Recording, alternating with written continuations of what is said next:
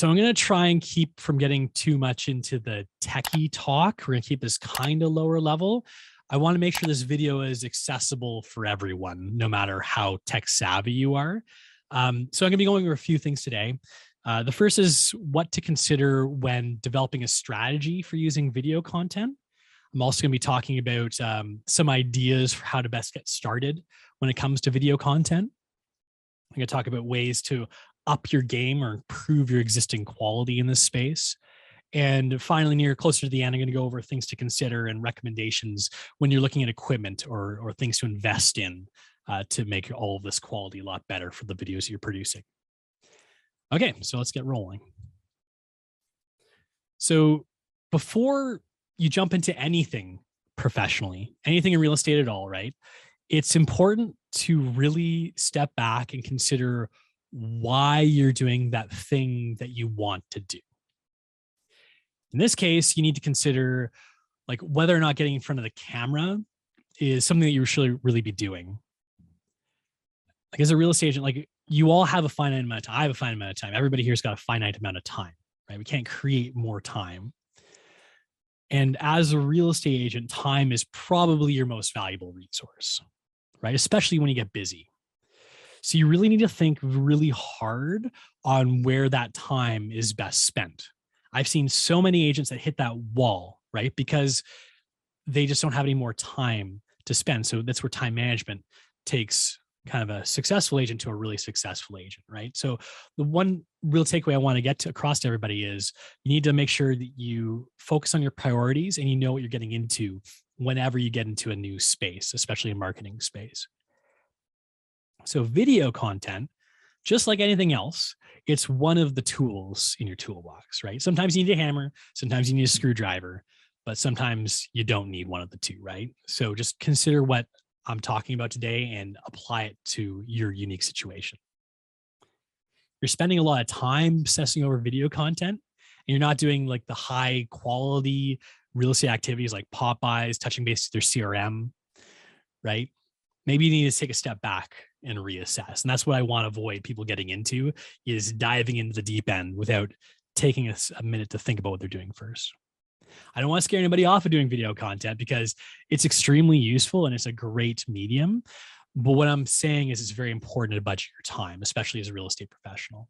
And it's important to make sure you've got a clear understanding of what your goals are before diving into anything in any sort of professional capacity.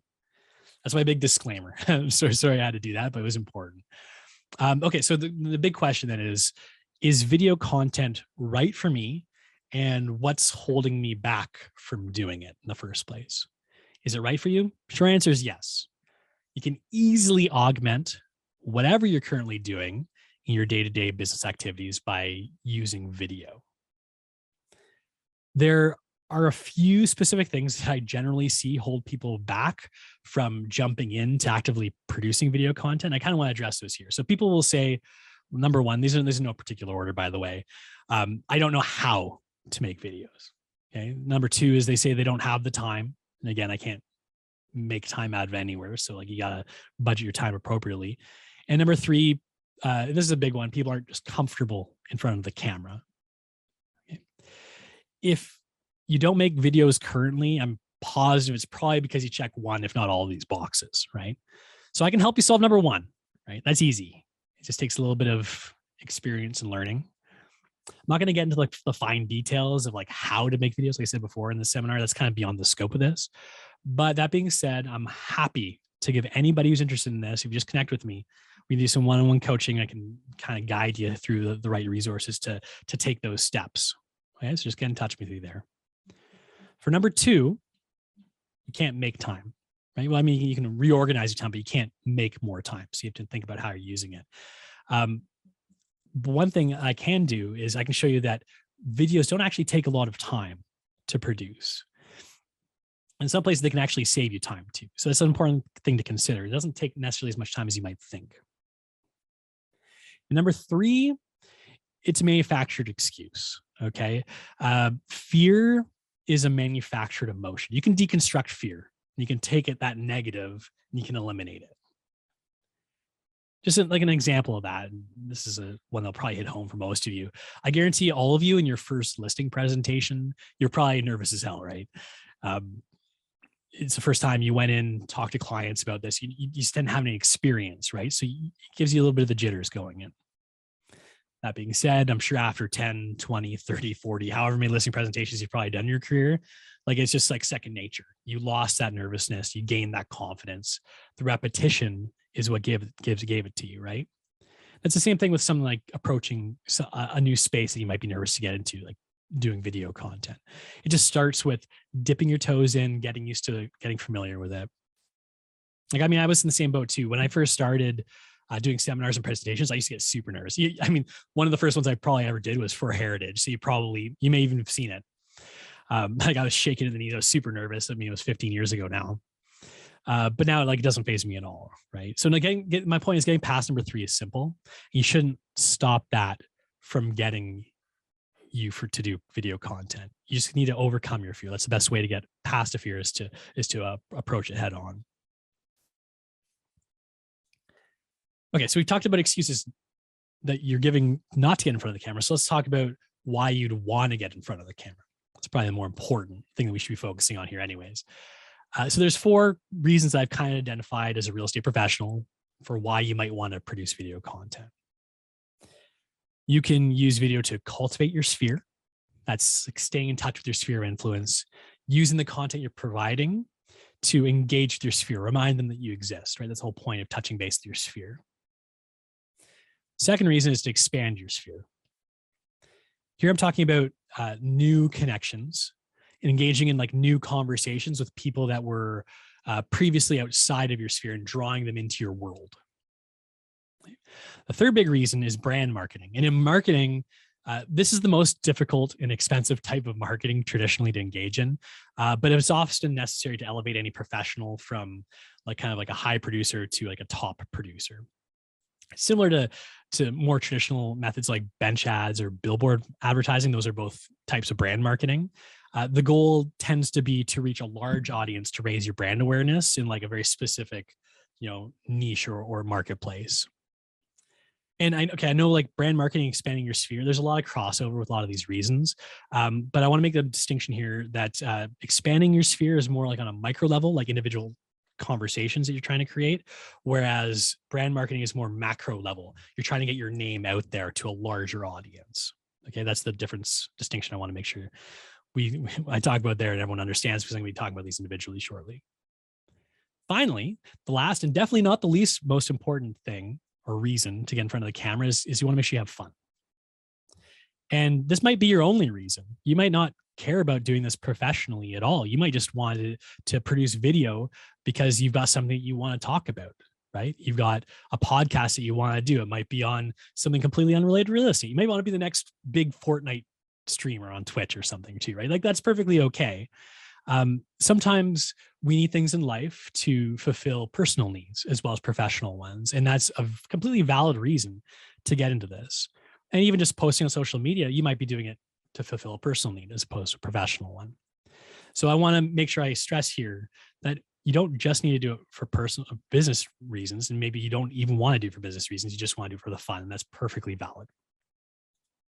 It's about quality of life, right? You want to make sure that you're enjoying your life no matter what you do.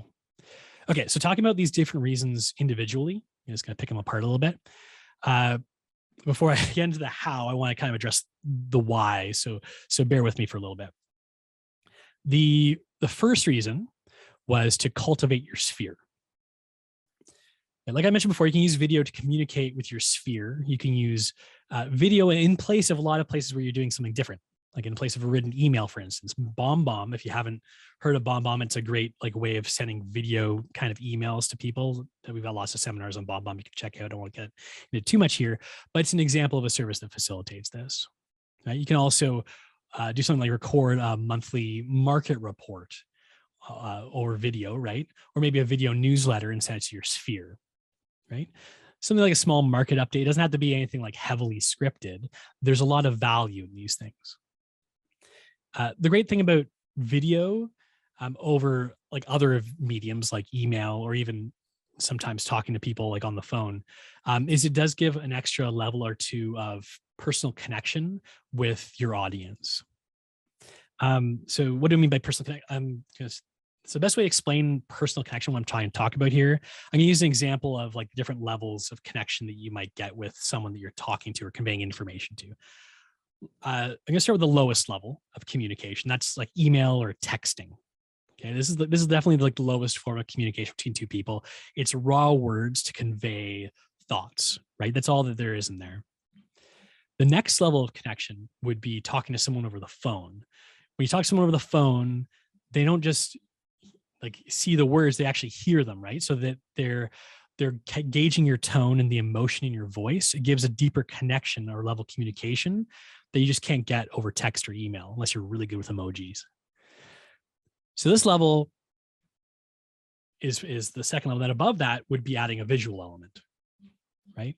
This is video or even talking in person, for instance, right? They hear the words, they hear the emotion, but they can also see the expressions. It gives you that extra level of connection. They can connect on a visual level. Okay? That's one of the good advantages of having using video or something like email in places where it's appropriate. Personal connections too. That's what our business in real estate is about, right? We're not selling houses. We're selling selling connections to people, right? Cultivating connections. Selling real estate comes from for the people that are really good at maintaining those connections. So make sure you have this like really high level connection where possible is obviously really important. It's one of the reasons, like as a real estate agent, you pick up the phone, right? Instead of sending an email. Like we all know the value of having those like high level connections. It's the reason you want to present offers in person usually too, right? It's a lot more powerful if you're there as opposed to just sending the information over email. It's the reason agents do pop-by. Same thing. You're trying to facilitate and cultivate these relationships.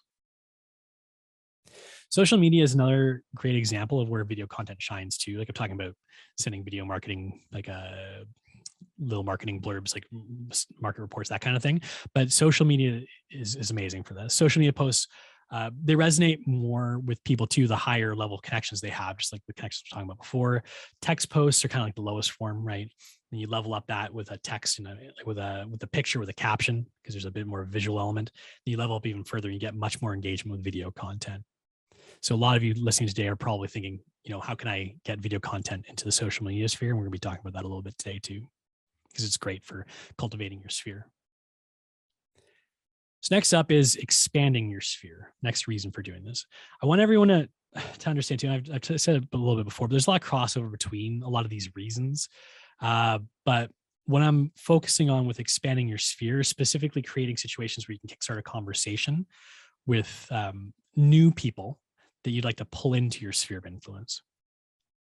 It's no longer just about keeping in touch with your base, with your existing sphere or CRM. You want to expand it, create new connections.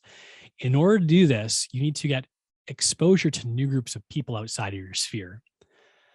Most importantly, once you gain that exposure, you want to make sure you're using it effectively. You've got an audience. You want to make sure you're using that face-to-face time, quote unquote, effectively. Best way to do this, and there's probably like a million ways. It's just kind of some few things I came up with putting this seminar together, is to create content for specific groups of people that you'd like to start conversations with. It can be any sort of demographic. And this is like very specific to like anyone's particular situation. So you have to like introspectively think and brainstorm about what content would work for you specifically. But some examples would be like creating video content for a community group or an organization. That's something you might be involved in locally. There might be an opportunity for creating video content there. Like maybe there's like a local event coming up that you're involved in running, and you can do video content promoting the event. Maybe you're part of a Facebook group for your community, right? There's a lot of community Facebook groups. You can do regular video content posts on the Facebook group, maybe about things going on in the community, that sort of thing. You can also do a podcast or even start a series on YouTube for some sort of special interest group, like a local hockey league or a local association or club. Like those are just starting conversations outside of what your traditional sphere would be. Social media can be used for this as well. I like to think that initially most of your social media followers, especially if you're smaller scale, is touching base with your sphere. Because most people who follow you on social media are probably people you know, right? Unless you get to a kind of like a larger scale point with social media. So it's more cultivating your sphere, but once you get to a certain next level, you can use it to expand your sphere as well. Really, there's a billion ways you can tackle the idea of expanding your sphere, and I can't give like a specific general solution that would work with everybody, right? Expanding your sphere, any of these reasons for getting in front of the camera, it really should be uniquely tailored to you, right? Because everyone's different. Your interests, everyone's got different strengths. Everyone's involved in different parts of the community. It's your situation. So being able to identify those and the opportunities that arise from those are things that you need to figure out. Your goal is to expand your sphere. You really need to make sure the content you're generating helps provide an opportunity to have these conversations. Just creating content isn't enough. You need to make content that starts conversations, right? Because that's the way that you expand your sphere. Next big reason is brand marketing. Now this is the big time, right? I wouldn't go this route unless you're extremely patient though, and you know what you're getting into. Brand marketing is traditionally the most expensive type of marketing, and it takes the longest amount of time to actually bear fruit. If you do traditional brand marketing, like as mentioned before, like bench ads, billboards, or even like print marketing, farming programs, right? It can take years to build up that brand recognition to the point where you can see any sort of return on your investment. Now, brand marketing can take that good agent and turn them into a top producing powerhouse, but this type of marketing also has the highest abandonment rate.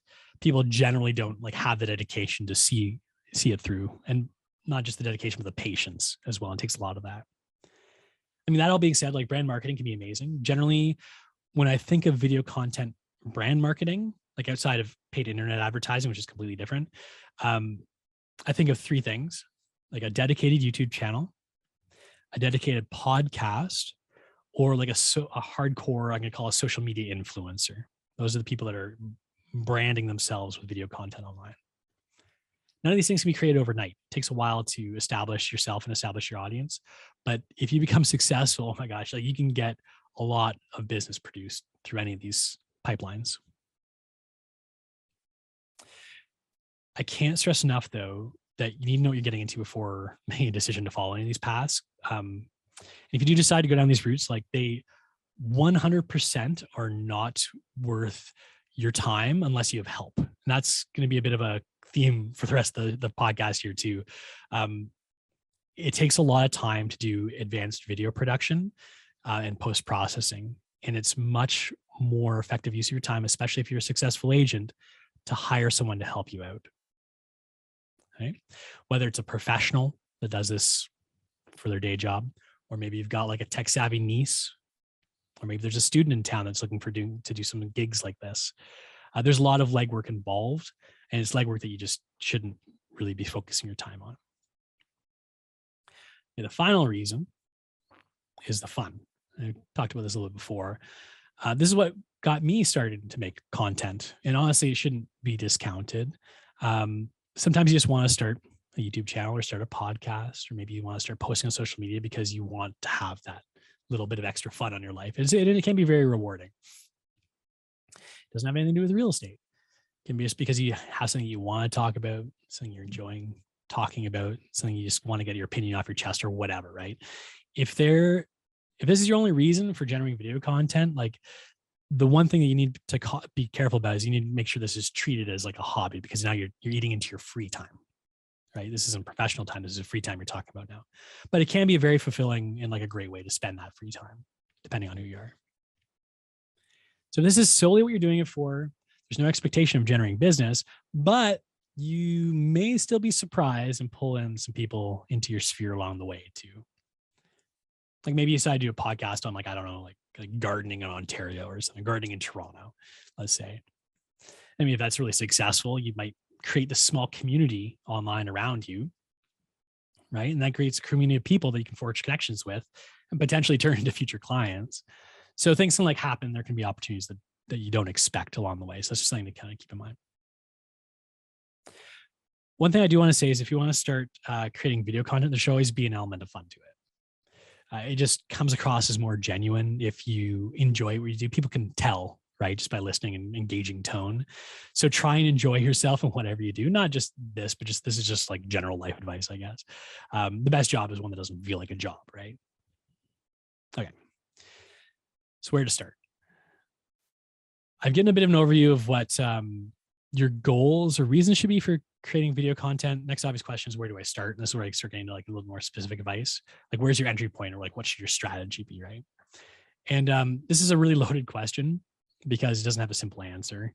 Because realistically, you can start anywhere. You can start making small budget-friendly videos, or you can make like Spielberg level, like Hollywood productions. And there's a million points in between. So the important thing is, when you're trying to decide what your entry point is, you really need to do a cost benefit analysis, because costs come in two forms: money and time. We've talked about the time one a lot too, and money is obviously an important factor as well. This is probably more on the time factor. Like, surprisingly, the equipment and costs associated with those aren't a ton unless you're doing like crazy brand marketing stuff. But both money and time you spend on video creation is time money you can spend on other things, right? So you need to think about your sunk cost there and like where you can alternatively apply your time and your capital. So you got to take that, you got to weigh it against the benefits. Benefits come in two forms. There's business and personal benefits, right? New clients or leads on the business side, or personal side, it's just having fun or fulfilling like a personal need. I do stress this like a lot in the seminar too, and I apologize if I'm feeling like a broken record, but it is really important. Like, you really need to think about it before you leap. I've seen a lot of people who just jump into it and don't really know what they're doing or don't really have a strategy. It's important to make sure you do have that. Okay, so I just said there's no like obvious entry point, but I kind of lied, because like generally for most people, the best thing to do is to dip your toes into the water before you jump into the deep end. And what I mean by that is, it's so easy to get started with very little barrier to entry. You can start creating content today with like a small amount of time and literally zero money investment. All you need to do is start recording organic, rough cut video and start posting on social media. Like, that's the easiest place to start with any of this. You guys are realtors, you all have a phone, right? You whip it out, you flip on the selfie camera, and you start recording. Whatever content you produce, it doesn't even have to be real estate related. It's just good to get comfortable, kind of find your groove, and the content, like the way your content is going to play out, that you can almost figure that out as you go. But it's important to like get past that fear and get comfortable on the camera to start out. Choose things to talk about you're comfortable talking about, right? Like, build the confidence and get familiar with the format. You just need to figure out what works for you. This is the easiest way to get across that, past that camera fear. And a lot of people have this like strange misconception that self-recorded video is unprofessional, right? And that's not the case. 100% that's not the case. This kind of like organic content, it feels real, right? Just because it's unscripted doesn't mean it's unprofessional. It's content that comes across as genuine, and it's better for connecting with audiences because they feel like you're having a conversation more than it's like they're sitting there watching a movie. Doesn't matter if the video is framed perfectly, right? Doesn't matter if the audio is the greatest. You're capturing like a moment on video, a real life unscripted moment. A lot of people call this like micro vlogging. Vlogging is, for those of you who don't know, it's a mashup of the word video and blogging. So you mash this together. And a short 10 to 30-second videos is all you really need. It can be as simple as what Aaron did the other day for his TikTok seminar. Just a couple lines of dialogue. Hey, I'm just coming to the office today. You just do a little quick little video. You come and you sit in your desk. Something simple as easy as that, right? Just a moment in your life. Do things like that, and suddenly you'll build a lot of confidence getting in front of the camera. 100% hands down, this is the best bang for your buck because it's easy to do. And this is great for cultivating your sphere too. You're keeping front of mind, especially you do a little real estate thing in here and there too. Like going to the office is a great example of what Aaron did, right? Reminding people you're a real estate agent. If Aaron can do it, anybody can, right? Okay, so once you've got your toes a little wet, you can wade in a little bit deeper into the waters. This is where you start really committing to video creation. Once you get a little bit more comfortable, you can start doing short scripted content. Doesn't have to be anything crazy. Like I was talking about some of these things before you can do, like maybe it's a 30-second marketing report that you post on social media, or a video newsletter that maybe you do on YouTube or BombBomb and you send it to your sphere, right? If you're good at talking off the cuff, this is a great format for you too, because you may not even need to script these kinds of videos. You can actually save time. I know realtors that do market reports, and there's obviously no script, and they send it out to their sphere, and it obviously just took them a couple minutes to do, right? So they save time over doing like a marketing piece or whatever, and then also this gives you like that extra level of connection.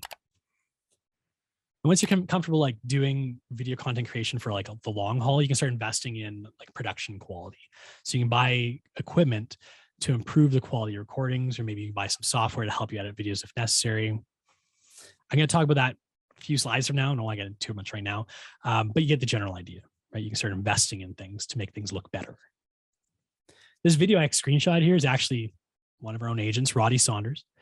And he did something really good here. And it's on his, I was trying to clip it, but it's on his Facebook profile. So you can always check that, his business page. It's another idea of video content you can produce. Roddy did like a promotional video about the experience that you get as his client. And he posted on Facebook. It's really well produced. It's obviously scripted and the video is like really well edited. And this is a perfect example of something you can do to up your game a little bit. So definitely check it out if you have a chance to see what it's like. It's a good example. So the point we've gotten to now, doing short scripted content, marketing reports, newsletters, that kind of thing, social media posting, that's going to be 99% of agents. Okay. You'll be happy staying there. However, for those of you who want to up your game to the next level, to the big leagues, that's what I'm going to be talking about here. Okay. I've seen, and I also follow a lot of agents online, mortgage brokers, financial analysts, other real estate adjacent type professionals and content creators. And I've seen them do a great job of producing very high level content and top level podcasts on like, as well as like YouTube channels as well that have many, many subscribers. Excuse me. One example of this is Steve Soretsky. He's actually a Vancouver-based realtor, and he does this really well. He does a weekly report that I follow and listen to on his YouTube channel. He also does a podcast as well. He's got some like 30,000 subscribers on YouTube, and his videos get close to 100,000 views like pretty regularly. This podcast is one you might have heard of. It's called the Looney Hour. I guarantee it's netted him a lot of business. He's a very successful agent out in Vancouver. So getting to this level of success with brand marketing through video creation does require a lot of dedication, though. And I've said it lots of times before. I'm going to say it again. To get this level, you need to hire someone to handle the production of your content. If you're even like remotely successful realtor, you're not going to have the time for it. You got to think of it like you're the Tom Cruise, right? You're the Julia Roberts. You're the talent. You come in, you make the splash, you make the content, you let someone else handle the shuffling everything around and putting it together and making it look pretty. Okay. Most people that get into podcasting or high-level video content at first, they can't appreciate this. Trust me, I've done it before, and it takes so much longer to do the post-production than it does to actually record the content. This is a time sink, 100% you want to avoid. Okay, hire a professional, hire a niece, whatever. Just don't do it yourself. So one aspect of leveling up your content that anyone generating video content at any level can take advantage of is investing in good equipment. Okay, this isn't just for the big leagues. This is even for like the organic uncut stuff that I was talking about before. Okay, so I'm gonna spend a little bit of time talking about the technical aspects, as well as like some equipment setups and suggestions and rough costs, just to kind of give people an idea of what they'd be getting into if they went into this. Equipment's like a ton cheaper than it was even just a few years ago, but there still are financial costs associated with this. So it's something you've got to weigh the pros and cons of. I really do want to stress though that the cost barrier for high level equipment can be used for like any level of content. It just makes everything better. Like I was talking about before, how like unscripted stuff, you know, like raw and cut, just using your selfie, like it seems very genuine. You can still get that feel that is high level too. And I'm sure you've seen a lot of it online on social media as well as YouTube. So there are a few major categories of equipment and costs, and I'll kind of go over each as we go through here. The basic equipment generally consists of microphones, ways to capture the audio, video equipment, ways to capture the video, lighting, which is something that a lot of people don't think of, that's actually extraordinarily important. There's also potentially the cost for post-production. That's video editing, fixing up sound and everything, which you may need to hire someone to help out with. And I'll talk about some solutions for that here as well. There's other things too, like you might need to pay for hosted content. Like if you make a podcast, where's it going to live online, right? You need to think about these things before you dive in. There's probably a couple of other things I'm forgetting off the top of my head, but we'll get into the next few slides here.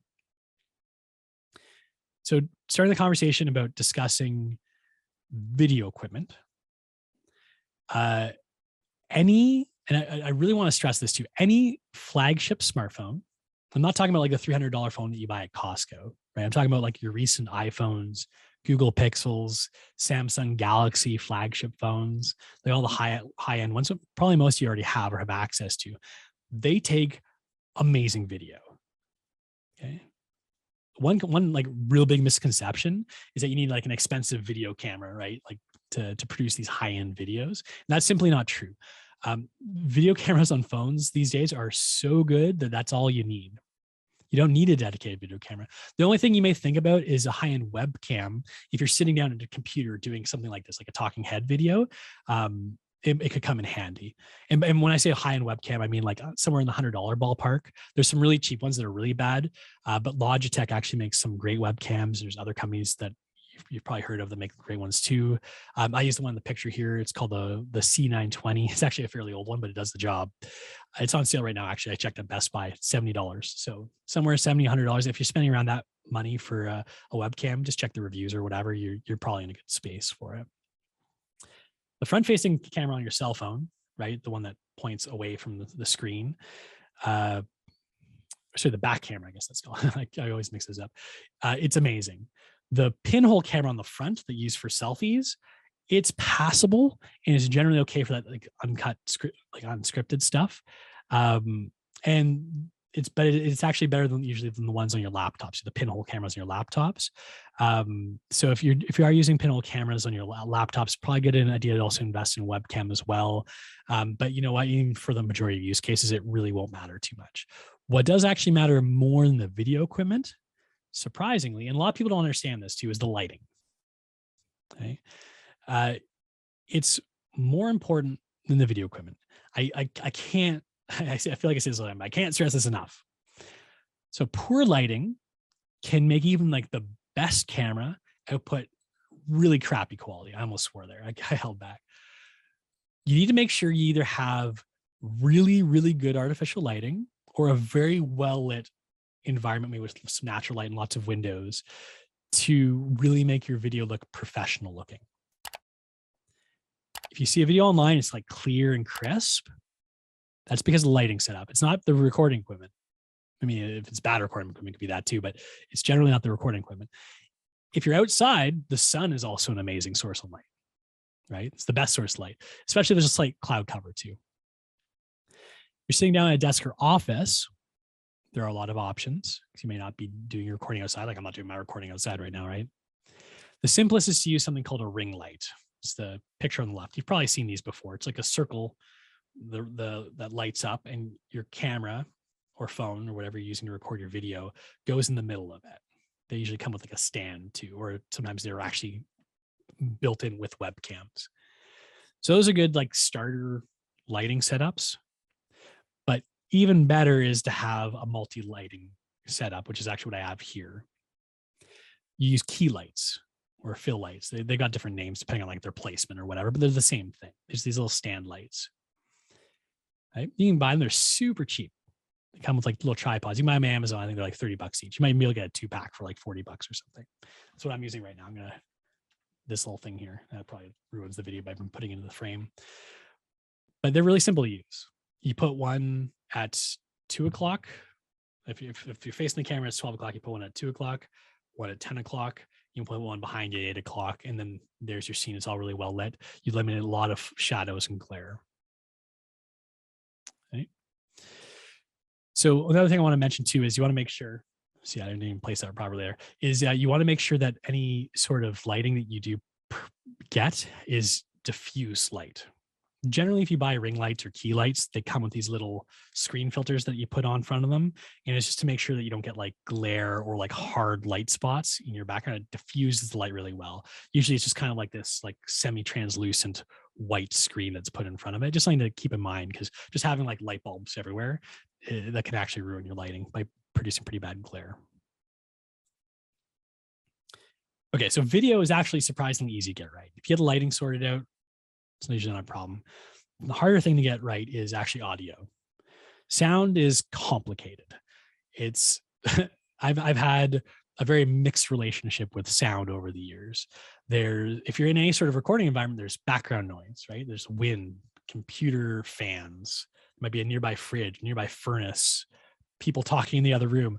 There's artifacts too when you're speaking, like maybe you're smacking your lips a little bit much, right? Or maybe you're popping your P's, which can cause audio distortion. Maybe where you're sitting when you talk in the mic can affect your audio too, right? Maybe you're breathing too much, creating these like breathing artifacts can really muddy up a recording. It's honestly like black magic to get the perfect setup, and having the right equipment. It's not always enough. You have to like fiddle with microphone placement settings, that kind of thing. And even like microphone etiquette, like I said before, like where you are in relationship to your microphone makes a difference on the audio quality. And you need to keep that kind of stuff in mind if you want to make sure your audio sounds crisp and clear. Choosing a room too, like a room with minimal echo. Like sometimes it sounds like someone's like I'm sure you've all seen YouTube videos before, and it sounds like they're like in a tunnel or something, right? Usually there's a lot of echo in some rooms, and that can cause artifacting as well, which degrades your audio quality. You probably don't need to get like that sound dampening foam that you see a lot of people have in studios and stuff, but still, like choosing a space can be an important consideration, or is an important consideration when it comes to audio. So one piece of advice to your phone and your webcam, I mentioned on the last slide, they're great at taking video, right? But the audio quality that you get from your webcam or your phone is probably the worst thing you can get. It's a little pinhole mic, right? It's fine if you're doing rough cut video. Like I said, you're just posting social media. But if you want high quality production video and audio, especially if you're doing like a podcast, right?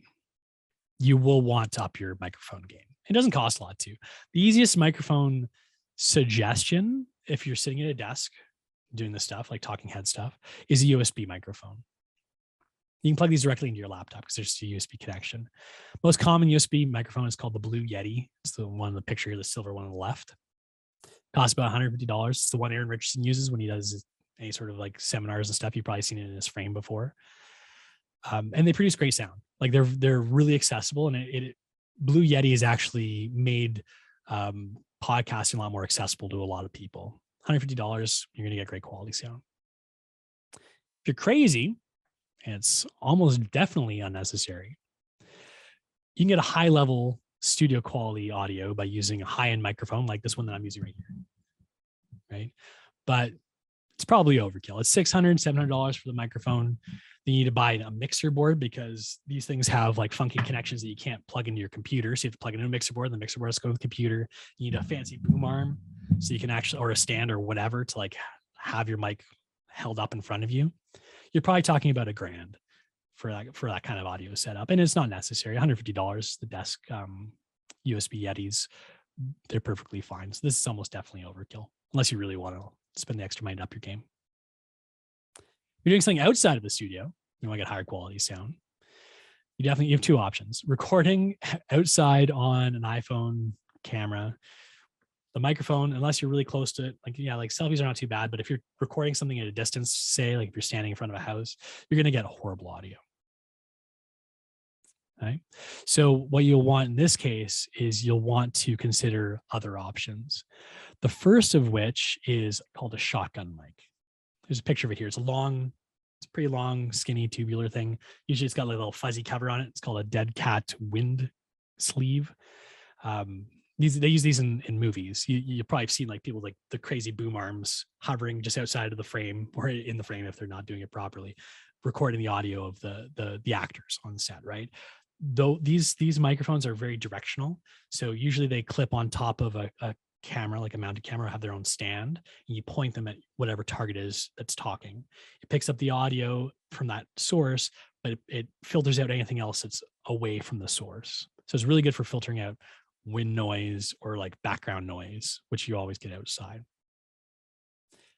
The other option too, because one of the problems with the shotgun mic is unless you have a tripod for it, usually you need an operator, is a lavalier mic. And I'm sure you're all familiar with those. I've got one here. So these little like clip-on ones you can put just on your lapel, right? They actually produce like really good sound, mostly because like positioning kind of is really important too. But you gotta be careful because you can get rustling of your clothing on it if you're not careful. But it's great because it's discreet, and a lot of people like them for giving seminars or talks, right? And the same thing, it can be useful outside as well. It's just kind of a personal preference thing. Problem with lavalier mics is everyone who's in talking in your videos would need one. If it's not just you, you might need a couple of them.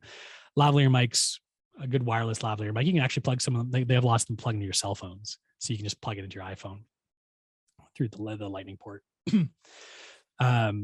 They cost like $50 to $100. Like you don't have to spend more than that unless you're a complicated one with like multiple receivers and multiple mics. Okay. So next thing I'm going to talk about, we're actually getting close to the end of the presentation here, so just bear with me, is post-production. It's very important to consider. And like I've said probably 10 times already, just hire someone to do this. It's if you're getting to this level of time investment, put the money in to have someone do your post-production. What post-production is, I guess I haven't really explained it. It's the processing of your video and audio with software after you've recorded. So you take the raw audio and video and it's the process of turning that raw stuff into like the final product. Okay, and so all the steps that are involved in that as well. This is post-production can be anywhere from zero. Like you don't have to do it in those uncut rough videos you just post to your social media profile that you do with a selfie camera. But it can be very expensive if you're getting into more highly produced stuff where you're doing a lot of like video cuts and everything. So there are different degrees of it depending on how serious your final product is. So you may be okay dabbling in it a little bit because maybe it's only going to take you 10 minutes or something to quickly do some cuts on a video as opposed to like a seriously produced video podcast, which may take hours and hours. Okay, so this is, I guess, a personal decision of whether you want to hire someone, but generally you do. So the best solution is to find someone local who's willing to work at an hourly rate, and you get a bit more face-to-face and customization, that kind of relationship. And I can't give you like a price on how much that would cost because it costs very wildly depending on who you hire, right? Like maybe get your son or daughter to do it for free even too if they're techie enough. But one thing you gotta be careful of too is if you get someone to do this for you, you gotta want to make sure that they actually know what they're doing. Like a lot of people think they do, but they really don't. There are a lot of local professionals that you can hire to do this job, like people that do this for a living, but there's also college, university courses. I'm sure there's a lot of people taking those courses that are more than happy to do like a gig like this to get some extra money on the side. And they'd probably be very knowledgeable as well. So you can hire a professional service online to do these edits too, which makes it really accessible. It's a bit more expensive though. You're looking at typically $100 to $200 of video if you go this route. Tasty Edits and Video Husky are two. I've never used either of them, so I can't talk about the quality. But I know people who have. Depending on the length of the video, it can be more expensive, can be less expensive. It's not super simple to cost it out. They're very popular online services, and you get good quality videos coming out of it. But it's that like one-to-one like feedback about what you want isn't as robust as it would be if you had someone working directly with you. Okay. So like I said, it's probably best to hire someone else, but if you're doing like rough cuts or minimal editing, you do want to try doing some of the stuff yourself. The best audio software to fix up your audio is called Audacity. It's free, which is amazing, and it's used professionally by a lot of people. There's a bit of a learning curve. And even once you get past that learning curve on how to use it, that doesn't make you like an audio professional. Okay? Professionals will always get more out of the software than an amateur. So I can give some basic tips and advice. There's lots of YouTube videos out there on using Audacity. But if you need any help with that, just kind of one-on-one connect with me. I'm happy to help you out. Video editing software is a dime a dozen. There's a ton of it out there. Some of it's very user-friendly, and some of it has a very steep learning curve. The best options, in my opinion, especially if you're just doing some basic stuff, iMovie is amazing. It's only on Apple, though. I believe it comes standard on Apple laptops. If you're using Windows, DaVinci Resolve is great, but there's a bit of a higher learning curve there. There are some more user-friendly options, but they're limited. So it just depends what you want to do. There's also Adobe Premiere Pro and Apple's Final Cut, again, but they can be costly depending on which one you want to get. But definitely iMovie is probably the most user-friendly. It's the kind of interface where you can just jump right in and make easy cuts, and it'll probably serve most people's needs as well. Okay. But again, just hire somebody. It's a lot easier. Okay. Final techie slide. Oh, sorry. Second to last one. I think there's one after this. There's a couple other X factors that I want to bring up before finishing. So just to complicate things even more, like you need to figure out a hosting solution for your video or podcast. And a lot of times this is actually an easy thing to solve. A hosting solution is just where your stuff lives online. It's generally not an issue because like if you're putting something on YouTube or a social media platform, those platforms host the content for you. You upload to YouTube, it's hosted by YouTube. You upload to Facebook or Instagram, it's hosted by them, right? Where it gets into like kind of the gray area is if you're hosting a podcast. If you're doing an audio only podcast, you will have to pay for a service to host your podcast where people download it from, right? You can't just like upload it to Apple Podcasts or Google Podcasts or wherever you find your podcasts. There's a centralized host, and then those services grab it from that host when people listen to it. So Podbean and Buzzsprout are two very common ones. I've used both. They're both really great. They do cost money. It's about $150 a year. The more content you're putting out, the more frequently you're putting out, the more it costs too. But that's roughly what you're looking at. Great thing about something like Podbean or Buzzsprout too is they also give you like a web page for your podcast, as well as they make it easy to publish things to like Apple Podcasts, Google Podcasts, Spotify, like all that kind of stuff. It publishes your content out to where people can find it. Okay. I promise the final tech thing I'm going to talk about, just something to consider as well, is the way that you record your video. If you're doing it with your smartphone, it's simple. You press the record button, right? It's stored on your smartphone. But if you're dealing with a more complicated setup, podcasts, especially podcasts with co-hosts, or if you're talking with somebody who's not in the same room as you, right, you're likely going to need some recording software. OBS is a very common one. It's free. Most streamers actually use OBS because it's really handy at mixing in a lot of different video and audio streams. Or you may need an online studio recording environment. Riverside or Riverside FM is sometimes what it's called. It's what actually Aaron and I use for our most recent podcast we used to do, is used for this. It provides you like a virtual recording studio. It's funny because it feels a lot like Zoom, but it records at the quality of the source equipment. And that's a very important thing to note, because if you're using Zoom, right, like say you're doing like a conversation with someone, you want to record it and make content from it. Zoom isn't meant for recording high quality video. What it does is it compresses stuff over the internet. The audio quality and the video quality gets compressed, right? Like even like the audio, the quality of my audio and video right now isn't going to be as good as it could be if I record this locally, because it's compressed over the internet, because it's sending it to a whole bunch of people, right? So what you're in fact doing, if you record over something like Zoom or Skype or whatever, Google Hangouts, you are taking all this expensive recording equipment that you might have purchased, and you're negating all the benefits of it, because the bottleneck becomes Zoom, the software you're recording through, right?